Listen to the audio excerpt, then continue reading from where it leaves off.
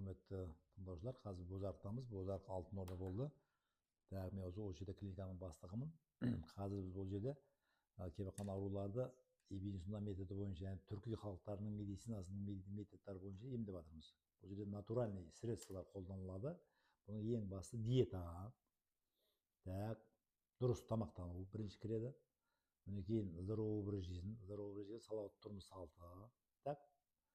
Бұл Ибн-Сина, Гиппократ, Гален бәрі осыған основан бірінші. Соның үшін оларда қағида бар. Ауырсаң бірінші жеп жатқан тамағыңды турла дейді. Одан қалса жүріс-тұрысыңды турла. Одан кейін лекарство ішкін дейді. Соның үшін бұл жерде малхам деген понятие бар. Малхам дегенде аз көп сұрау беріп жатыр. Малхамды енді, малхамның атын өзгертсек те болады. Малхам это просто травяной состав. Просто Ибн-Синада малхам деп жазылған, соның үшін малхам деп кеткен. Малхам. Просто бұл травяной состав. Яғни бұның ішінде көп түрлі шөп дәрілерден дайындалған. Дәрілердің составы көп бұл жерде. Енді оның бәрі сертификаттан өткен шөп дәрілер. Енді бұл жерде ең главные бұл ыстықтан болған ауруларды емдейді.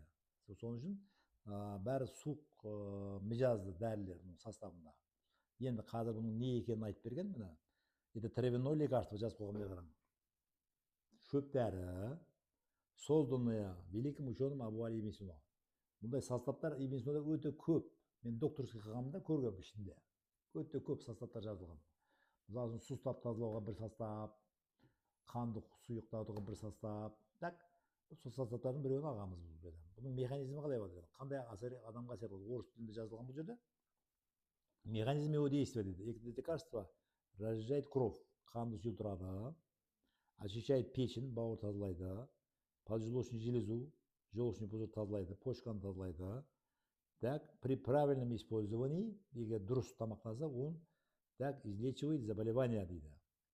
Егер дұрыс қолданылса, қандай аурулар түзеді? Нерв системасын, жүрек, сердечно-сосудистая система, жүрек қан системасын, бауыр, жүрек, ашқазан, бауыр системасын, мочеполовой, яғни сідік жолдары, почка, одан кейін мочевой пузырь, сустав, артроз, артрит, солардан түзетін состав. Травяной состав просто бұл. Бұның составы өте көп составтары. Қазір осындай составтар көп. Бізде өте көп составтар бар. Сол составтардың біреуі осы. Бұны можно малхам сөзін алып тастау мүмкін. Просто травяной состав, созданный Авиценна деп айту мүмкін. Значит, Авиценнаның жаратылған травяной составы. Значит, қандай ауруларға түседі бұл? Қан сұйылтырады, бауыр тазалайды. Ең главный жировой гепатозды кетіреді. Соның арқасында организмді лишний қылады. Значит, нерв системасын, бауыр системасын, ашқазан ішек системасын, ЖКТ дейді ғой. Мочеполовой системаны тазалайды, суставтарды тазалайды. Бірақ оны ішкен кезде адам режим ұстау керек, режим. Особый режимдері бар, сол режимге подчиняться қылу керек болады. Енді қалай ішеді? Таңертең ішіледі, обязательно. Таңертең аш қарынға ішіледі. Кәдімгі шөп дәрі да бұл мұның. Шөп дәрі.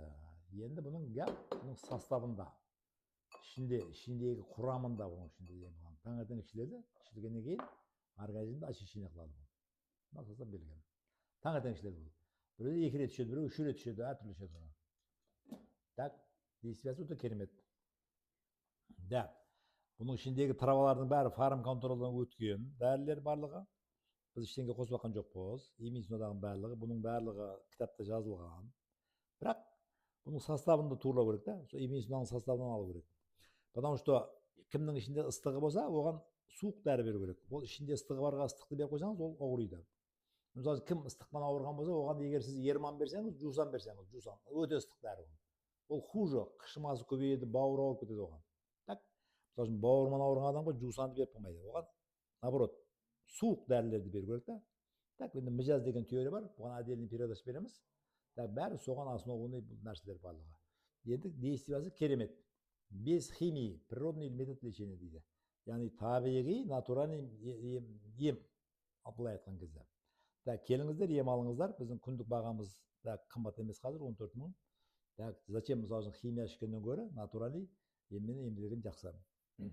Енді біз бұған қазір мынау Европа медицинасына ешқандай қарсы сөйлеп жатқан жоқпыз. Пожалуйста, кім бізге келгендер қаласа, дәрілерін тастамайды, іше береді. Мысалы үшін біреулер келеді бізге, мынаны ішіп тұрады да, мен дейді гептер ала аламын, лицензия ала аламын дейді. Пожалуйста, ала берсін, гептер лицензия ал. Біздің ішінде оған қарсылығымыз жоқ. Так, біз өзіміздің жолымызда кетіп жатырмыз.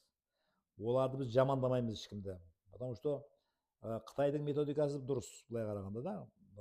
Біздің қазір Қазақстанда құт сондай метод келіп жатыр ғой. Конкуренция болу керек. Конкуренция болғанда қалай? Жолдың мына шетінде восточный медицина, мына шетінде европейский медицина болса, как Қытайда.